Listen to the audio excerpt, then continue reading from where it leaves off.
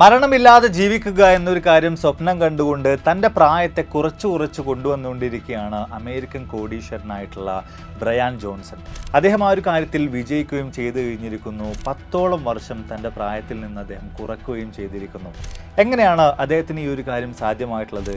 എങ്ങനെയാണ് തൻ്റെ പ്രായത്തെ അദ്ദേഹം കുറച്ച് കൊണ്ടുവന്നുകൊണ്ടിരിക്കുന്നത്? ഏറ്റവും ഒടുവിൽ മരണമില്ലാതെ ജീവിക്കാൻ അദ്ദേഹത്തിനും സാധിക്കുമോ? വിശദമായി തന്നെ നോക്കാം. Welcome back to F world. അഫ്ലു ഹിയർ.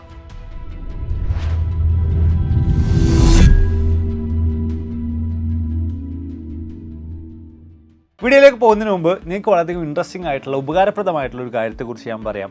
ട്രേഡിങ്ങിനെ കുറിച്ച് തീർച്ചയായും നിങ്ങളും കേട്ട് കാണും. ട്രേഡിംഗ് ചെയ്യുന്നവർക്കെല്ലാം തന്നെ ഒരുപാടധികം പണം, ലക്ഷങ്ങളും കോടികളൊക്കെ സമ്പാദിക്കാൻ സാധിക്കുമെന്നൊരു കാര്യത്തെക്കുറിച്ച് തീർച്ചയായും നിങ്ങളും കേട്ട് കാണും.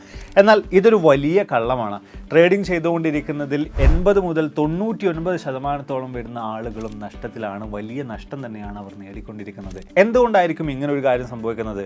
നമുക്കറിയാമല്ലേ, കൃത്യമായിട്ട് ട്രേഡിംഗ് പഠിച്ച് മനസ്സിലാക്കി ചെയ്യാത്തത് കൊണ്ട് തന്നെയാണ് ഇത്തരത്തിൽ ഒരുപാടധികം ആളുകൾക്ക് വലിയ നഷ്ടങ്ങൾ അവിടെ ഉണ്ടാകുന്നത്. അങ്ങനെയാണെങ്കിൽ പിന്നെ കൃത്യമായി നല്ല രീതിയിൽ ഈ ട്രേഡിംഗ് എവിടെ നിന്ന് പഠിക്കാൻ സാധിക്കും? അതിനുള്ളൊരു ബെസ്റ്റ് സൊല്യൂഷനാണ് ട്രേഡ് മാക്സ്. കേരളത്തിലെ നമ്പർ 1 ട്രേഡിംഗ് അക്കാദമി ആയിട്ടുള്ള ട്രേഡ് മാക്സിലൂടെ ട്രേഡിങ്ങിൻ്റെ ബേസ് മുതൽ അഡ്വാൻസ്ഡ് ലെവൽ വരെ ഇപ്പോൾ നിങ്ങൾക്ക് പഠിച്ച് മനസ്സിലാക്കാൻ സാധിക്കുന്നതായിരിക്കും. തീർച്ചയായും നിങ്ങൾ ഒരുപാട് തരത്തിലുള്ള ട്രേഡിംഗ് അക്കാദമികളെ കുറിച്ച് കേട്ടിട്ടുണ്ടാവും. ഒരുപക്ഷെ ചില ട്രേഡിംഗ് അക്കാദമികളിൽ നിങ്ങൾ ജോയിൻ ചെയ്തിട്ട് എവിടെയും എത്താതെ പോയിട്ടൊക്കെ ഉണ്ടാവും.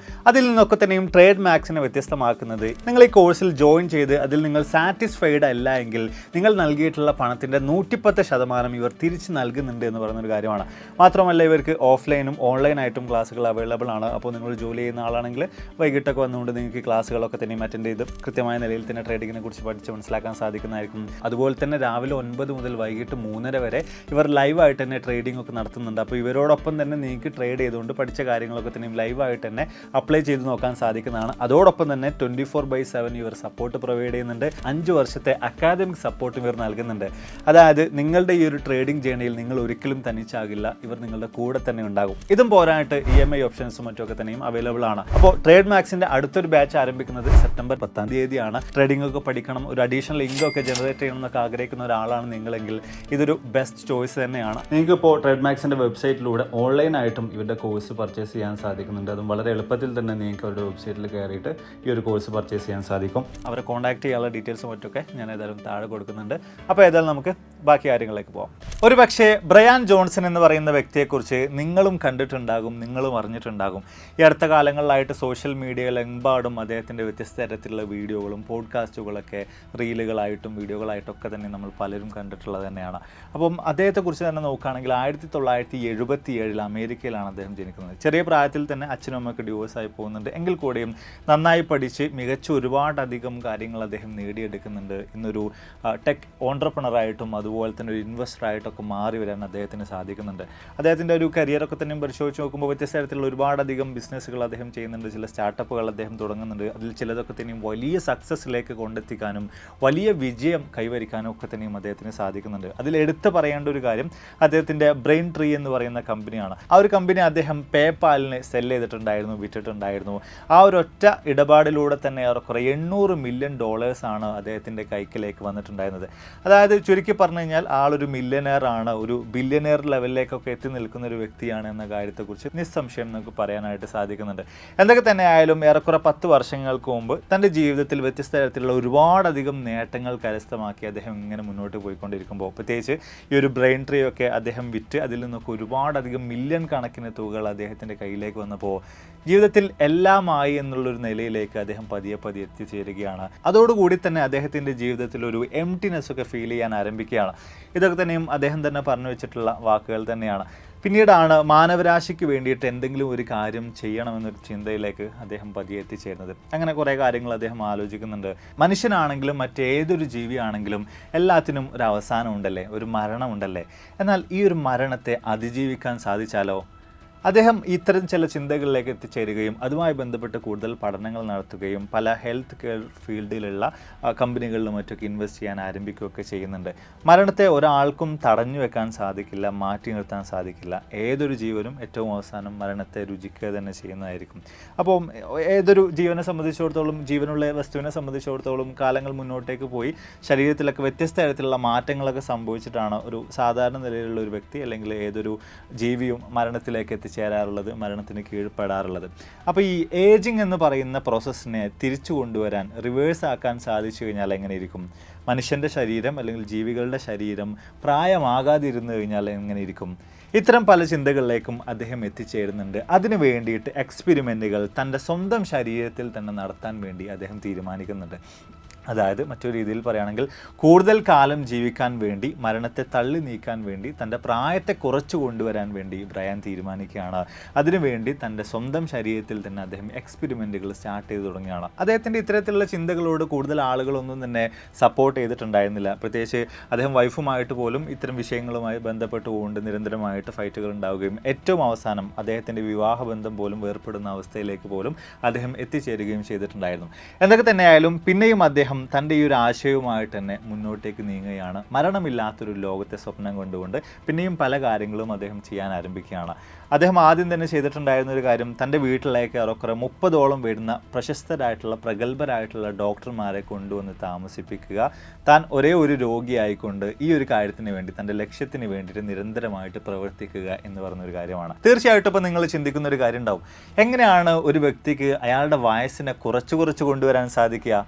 നമുക്ക് ഈ വയസ്സിനെ പ്രധാനമായിട്ടും 2 രീതിയിൽ പറയാം, അല്ലെങ്കിൽ 2 തരത്തിൽ വയസ്സുകളുണ്ട്. അത് ഒന്നാമതായിട്ട് വരുന്നത് ക്രോണോളജിക്കൽ ഓർഡറാണ്. ഒരു മനുഷ്യൻ ഭൂമിയിൽ ജനിച്ചു വീണിട്ട് ഇന്നേ വരെ എത്ര വർഷം ജീവിച്ചു എന്നുള്ള കണക്ക്, സാധാരണ നമ്മളൊക്കെ പറയുന്ന ആ വയസ്സ്.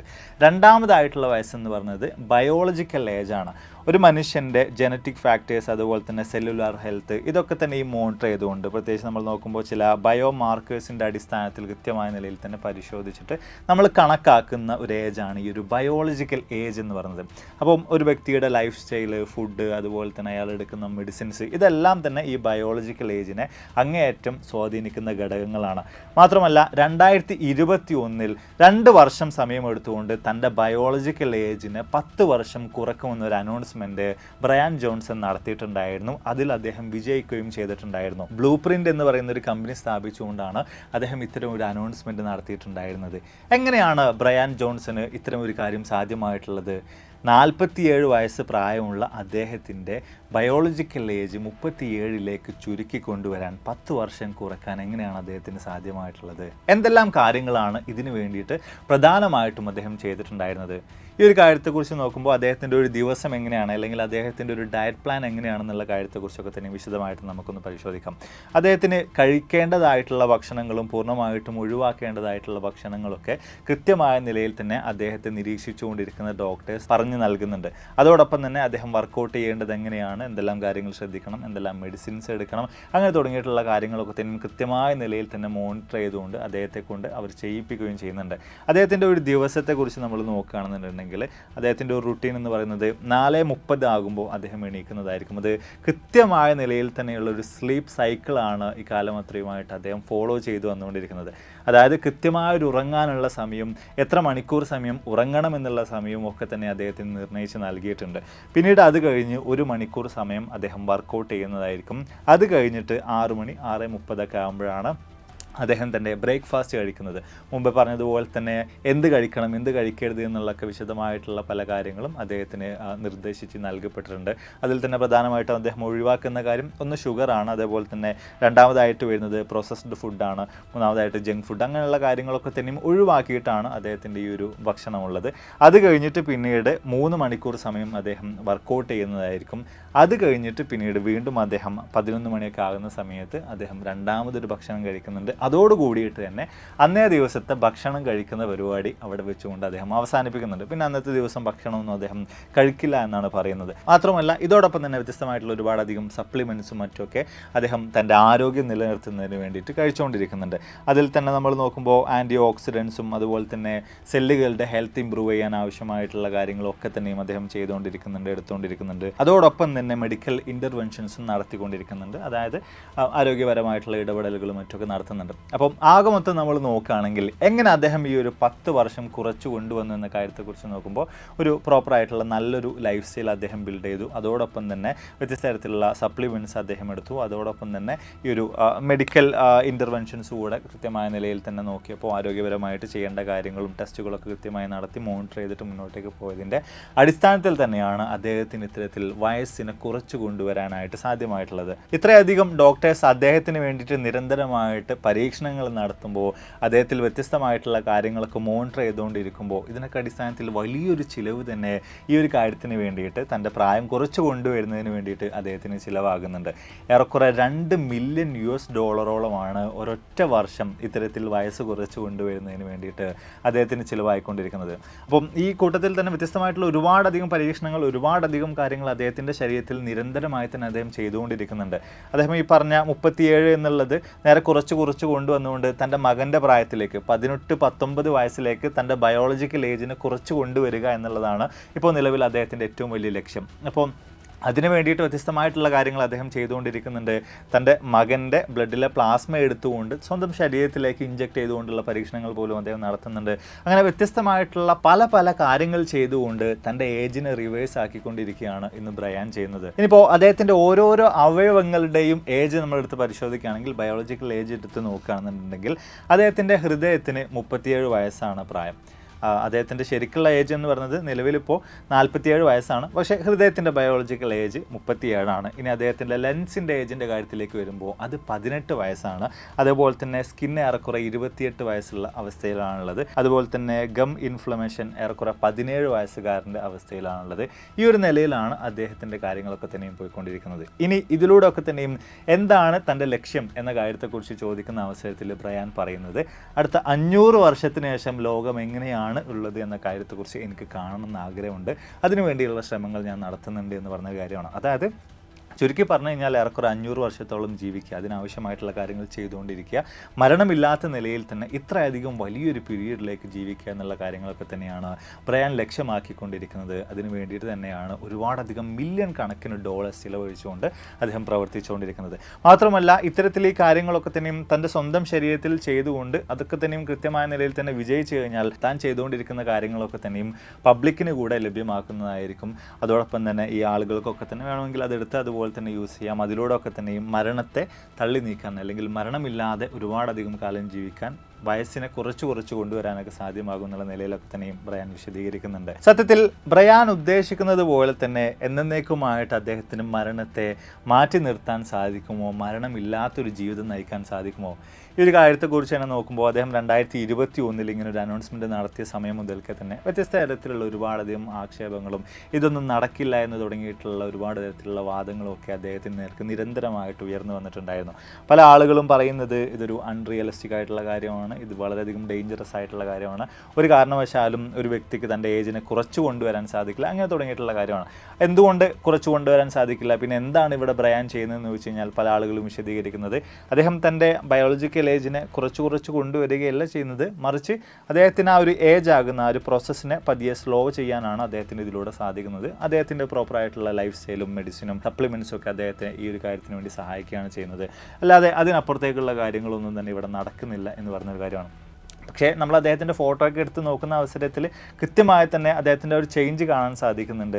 അദ്ദേഹത്തിൻ്റെ ഏജ് കുറഞ്ഞു വരികയാണോ എന്ന് പോലും നമുക്ക് തീർച്ചയായിട്ടും തോന്നുന്ന നിലയിൽ തന്നെയാണ് അദ്ദേഹത്തിൻ്റെ കഴിഞ്ഞ കാലങ്ങളിലെ ഫോട്ടോകളൊക്കെ തന്നെയും ചേർത്ത് വെക്കുമ്പോൾ നമുക്ക് കാണാൻ സാധിക്കുന്നത്. അപ്പോൾ എന്തായാലും നമ്മൾ വീഡിയോസോടെ വേണ്ടപ്പോഴാണ് വീഡിയോ തീർച്ചയായും നിങ്ങൾക്ക് വളരെയധികം ഇൻട്രസ്റ്റിംഗ് ആയി കാണുമെന്ന് വിചാരിക്കുന്നു. മരണമില്ലാത്ത ഒരു ലോകം പുലരുമോ? നിങ്ങൾക്ക് എന്ത് തോന്നുന്നു? നമ്മളീ പറയുമ്പോൾ ഓരോ ദിവസവും ടെക്നോളജിയിൽ നമ്മളിങ്ങനെ അഡ്വാൻസ്ഡ് ആയിക്കൊണ്ടിരിക്കുകയാണ്. പുതിയ ഒരുപാടധികം കാര്യങ്ങൾ വ്യത്യസ്ത മേഖലകൾ, ആരോഗ്യ മേഖലയിൽ ഉൾപ്പെടെ നമ്മൾ കണ്ടെത്തിക്കൊണ്ടിരിക്കുകയാണ്. അപ്പോൾ പല ആളുകളും പറയുന്നത് ഒരുപക്ഷെ ഒരു 1000-2000 വർഷങ്ങൾ കഴിഞ്ഞാൽ മരണമില്ലാത്ത നിലയിൽ ആളുകൾ ഒരുപക്ഷെ ജീവിക്കാനുള്ള സാധ്യതകളുണ്ട് എന്നൊരു കാര്യമാണ്. പക്ഷേ അതിന് മുന്നേ തന്നെ സംഭവിക്കുന്ന ഒരു കാര്യം, മനുഷ്യരുടെ ശരാശരി ആയുർദൈർഘ്യം കൂടി വരും. ഇപ്പോൾ ആവറേജ് ഒരു മനുഷ്യന് 60-70 വയസ്സ് വരെ ജീവിക്കുന്നുണ്ടെങ്കിൽ അത് കൂടിയിട്ട് ഒരു പക്ഷേ 100, 110, 130, 140 അങ്ങനെ കൂടി വരാനുള്ള സാധ്യതകളുണ്ട്. ടെക്നോളജിയിൽ വളരെയധികം നമ്മൾ അഡ്വാൻസ്ഡ് ആവുന്നതിൻ്റെ അടിസ്ഥാനത്തിൽ കൃത്യമായിട്ടുള്ള മരുന്നുകളൊക്കെ നമുക്ക് ആളുകൾക്ക്, രോഗികൾക്ക് പ്രൊവൈഡ് ചെയ്യാൻ സാധിക്കുന്നതുകൊണ്ടാണ് ഇത്തരം ഒരു കാര്യം സംഭവിക്കുക എന്ന് പറഞ്ഞൊരു കാര്യമാണ്. മാത്രമല്ല നമ്മൾ പരിശോധിച്ച് നോക്കുമ്പോൾ കഴിഞ്ഞ നൂറ്റാണ്ടിലൊക്കെ ശരാശരി ആയുർദൈർഘ്യം ഓരോ വ്യക്തികൾക്കും കുറവായിരുന്നു. ഇതിൻ്റെ പ്രധാനമായിട്ടുള്ള കാരണം വ്യത്യസ്ത തരത്തിലുള്ള യുദ്ധങ്ങളും അതുപോലെ തന്നെ മാരകമായിട്ടുള്ള പല അസുഖങ്ങളും അതിനെ പിടിച്ചു കെട്ടാൻ നമുക്ക് കഴിയാതെ പോയതൊക്കെയാണ്. പക്ഷേ ഈ ഒരു നൂറ്റാണ്ടിലേക്ക് വരുമ്പോൾ തീർച്ചയായിട്ടും അതിൽ നിന്നും കമ്പാരിറ്റീവ്ലി നമ്മുടെ ആയുർദൈർഘ്യം കൂടിയിട്ടുണ്ട്. അതിൽ തന്നെ ഓരോ രാജ്യങ്ങളിലെ വ്യക്തികളുടെ കാര്യം എടുത്ത് പരിശോധിച്ച് നോക്കുമ്പോഴും ആയുർദൈർഘ്യത്തിൻ്റെ വ്യത്യാസം ആളുകൾക്ക് അവിടെയുള്ള സൗകര്യങ്ങളുടെയും അവരുടെ ലൈഫ് സ്റ്റൈലിനൊക്കെ അനുസരിച്ച് വ്യത്യസ്തപ്പെടുന്നതായിട്ടും നമുക്ക് കാണാൻ സാധിക്കുന്നുണ്ട്. അപ്പോൾ ഈ പറഞ്ഞതുപോലെ തന്നെ ബ്രയാൻ ജോൺസൺ ഇത്തരത്തിൽ മരണമില്ലാതെ ജീവിക്കും എന്നുള്ള കാര്യത്തെക്കുറിച്ച് നമുക്കറിയില്ല. അത് ഏതായാലും നമ്മൾ കണ്ടറിയേണ്ട കാര്യം തന്നെയാണ്. മില്യൺ കണക്കിന് ഡോളേഴ്സ് ചിലവഴിച്ചുകൊണ്ട് അദ്ദേഹം വ്യത്യസ്ത തരത്തിലുള്ള ഒരുപാടധികം കാര്യങ്ങൾ ചെയ്തുകൊണ്ടിരിക്കുന്നുണ്ട്. അപ്പം ഇതിൻ്റെ അനന്തരഫലം തീർച്ചയായിട്ടും നമ്മുടെ കൺമുന്നിൽ തന്നെ നമുക്ക് കാണാൻ സാധിക്കുമെന്ന് പ്രതീക്ഷിക്കാം. അതിനും അപ്പുറത്തേക്ക് ഒരു പക്ഷേ ഒരുപാടധികം വർഷങ്ങൾ പിന്നിടുമ്പോൾ മരണമില്ലാതെ ജീവിക്കുന്ന മനുഷ്യരും ജീവജാലങ്ങളൊക്കെ തന്നെയും ജീവിക്കുന്ന ഒരു കാലഘട്ടം വരാനുള്ള സാധ്യതകൾ തീർച്ചയായിട്ടും ഉണ്ട് എന്നാണ് ഞാൻ ഏതായാലും വിശ്വസിക്കുന്നത്. നിങ്ങൾക്ക് എന്ത് തോന്നുന്നു? ഈ രണ്ട് കാര്യത്തെക്കുറിച്ചും നിങ്ങൾക്ക് നിങ്ങളുടെ അഭിപ്രായങ്ങൾ രേഖപ്പെടുത്താം. ഒന്ന്, ബ്രയാൻ ജോൺസനെ കുറിച്ചും അദ്ദേഹത്തിൻ്റെ കാര്യം എന്താകും, അദ്ദേഹത്തിൻ്റെ പ്രായം കുറച്ച് കൊണ്ടുവന്നിട്ട് ഒരു കുട്ടിയുടെ അത്ര ബയോളജിക്കൽ ഏജിലേക്ക് അദ്ദേഹത്തിന് കൊണ്ടുവരാൻ സാധിക്കുമെന്നുള്ളതിനെക്കുറിച്ചും, അതോടൊപ്പം തന്നെ ഭാവിയിൽ മരണമില്ലാത്തൊരു ലോകം സാധ്യമാകുമോ എന്നുള്ള കാര്യത്തെക്കുറിച്ചും നിങ്ങളുടെ അഭിപ്രായങ്ങൾ തീർച്ചയായിട്ടും താഴെ രേഖപ്പെടുത്താൻ മറക്കരുത്. അപ്പോൾ ഇതിൽ നല്ല ഒരുപാടധികം വീഡിയോസുകളുമായിട്ട് കണ്ടുമുട്ടാമെന്ന പ്രതീക്ഷയോടെ ബൈ.